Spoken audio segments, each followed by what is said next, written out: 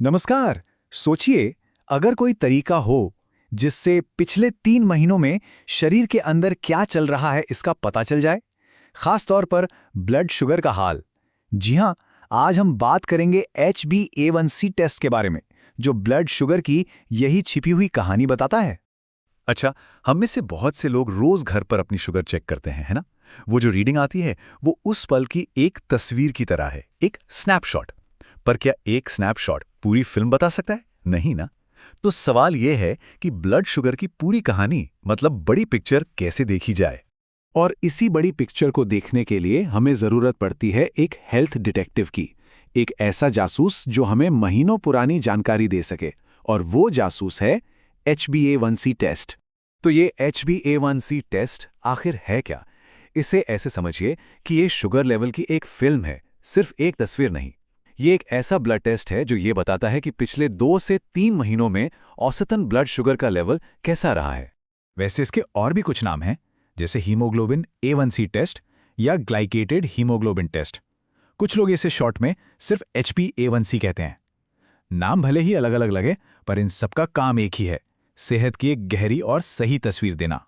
तो सवाल ये उठता है कि ये टेस्ट एक तरह की टाइम मशीन जैसा काम कैसे करता है। मतलब ये महीनों पुरानी कहानी बताता कैसे है। चलिए इसके पीछे की सीधी साधी साइंस को समझते हैं। देखिए, कहानी शुरू होती है हमारे खून में मौजूद रेड ब्लड सेल्स, यानी लाल रक्त कोशिकाओं से। इनके अंदर एक बहुत ज़रूरी प्रोटीन होता है जिसका नाम है हीमोग्लोबिन। इसका मेन काम तो ऑक्सीजन को शरीर में पहुंचाना है। अब होता यह है कि हमारे खून में जो शुगर यानी ग्लूकोज होता है, उसकी एक आदत है, वो इस हीमोग्लोबिन प्रोटीन से जाकर चिपक जाता है। आप इसे ऐसे इमेजिन कर सकते हैं कि जैसे शहद चम्मच से चिपक जाता है, वैसे ही शुगर हीमोग्लोबिन से जुड़ जाती है। इस प्रोसेस को ग्लाइकेशन कहते हैं। तो लॉजिक बहुत सिंपल है। जितने लंबे समय तक ब्लड में शुगर का लेवल ज्यादा रहेगा, उतना ही ज्यादा हीमोग्लोबिन शुगर कोटेड होता जाएगा। और HbA1c टेस्ट बस यही मापता है कि कितने प्रतिशत हीमोग्लोबिन पर यह शुगर की कोटिंग चढ़ी हुई है, बस। चलिए, अब सबसे ज़रूरी बात पर आते हैं। मान लीजिए टेस्ट हो गया, रिपोर्ट हाथ में है, तो इन नंबर्स का मतलब क्या निकालना है? आपके रिजल्ट्स को समझने के लिए 3 लेवल होते हैं। अगर HbA1c का लेवल 5.7% से कम है तो ये नॉर्मल है, सब ठीक है। अगर ये 5.7% से 6.4% के बीच में है तो इसे प्री डायबिटीज कहते हैं। ये एक तरह की वार्निंग साइन है, एक पीली बत्ती। और अगर ये लेवल 6.5% या उससे ज़्यादा है तो ये डायबिटीज माना जाता है। तो अगर ये नंबर ज्यादा आता है तो ये सिर्फ एक नंबर नहीं है, ये शरीर की तरफ से एक बहुत जरूरी चेतावनी है। और इसे नजरअंदाज करना क्यों खतरनाक हो सकता है, चलिए इस पर बात करते हैं। देखिए, अगर HbA1c का लेवल लगातार बढ़ा हुआ रहता है तो ये शरीर के कई ज़रूरी अंगों पर असर डाल सकता है। इससे दिल की बीमारियों का खतरा बढ़ जाता है, किडनी खराब होने का रिस्क होता है, आंखों पर असर पड़ सकता है जिसे डायबिटिक रेटिनोपैथी कहते हैं, और नसों को भी नुकसान पहुंच सकता है जिसे न्यूरोपैथी कहा जाता है। पर यहाँ एक अच्छी खबर भी है। अगर लेवल ज्यादा है तो इसका मतलब ये नहीं कि सब कुछ हाथ से निकल गया। बिल्कुल नहीं। सही जानकारी और सही एक्शन से चीजों को कंट्रोल किया जा सकता है। तो चलिए इसके एक्शन प्लान को समझते हैं।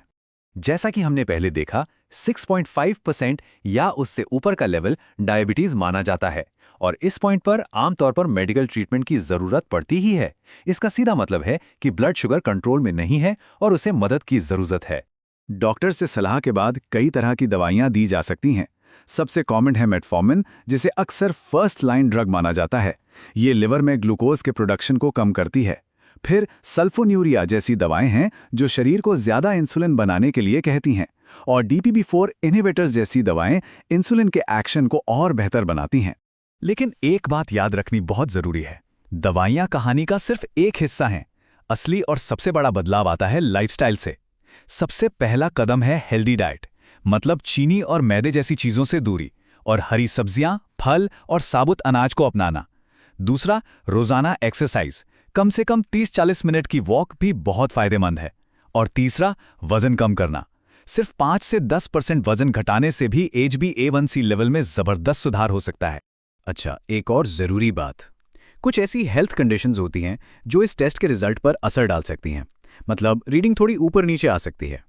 वो कौन सी कंडीशंस हैं? जैसे कि एनीमिया यानी खून की कमी, या अगर हाल ही में काफ़ी खून बहा हो या खून चढ़ाया गया हो।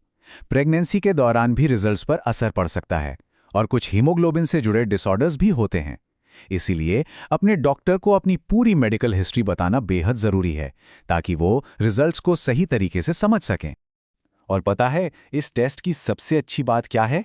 इसकी आसानी। इस टेस्ट के लिए भूखे रहने की यानी फास्टिंग की कोई ज़रूरत नहीं। दिन में किसी भी समय कुछ भी खा पी कर ये टेस्ट करवाया जा सकता है।